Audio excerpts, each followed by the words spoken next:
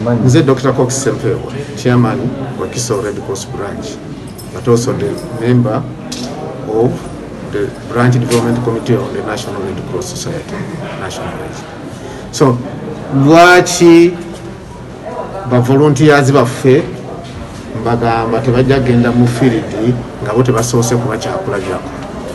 Kuba police mu COVID-19 egamba buli omu abeere vaccinated. Kati ate nze Red Cross sinza kusindika ba frontliners nga ffe tetuli vaccinated. Ate nga tugenda kugamba abantu mubeere ki vaccinated. So yensonga enkulu ba frontliners bange bendi mu kulaunchinga okuhandlinga Wakiso branch areas balina kuba nga principal soka nti bali vaccinated. Two, tugamba bambale masks kubanga they are the frontliners.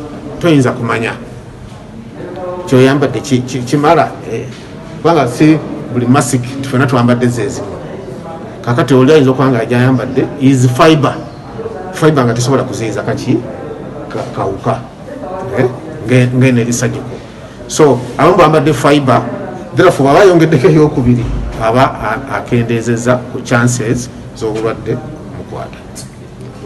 Ekyokusatu kyetugamba nti abantu ba frontliners bafe aba Red Cross tebagenda mu field kukola wokka, bagende bakole ne police guideline egamba village task force.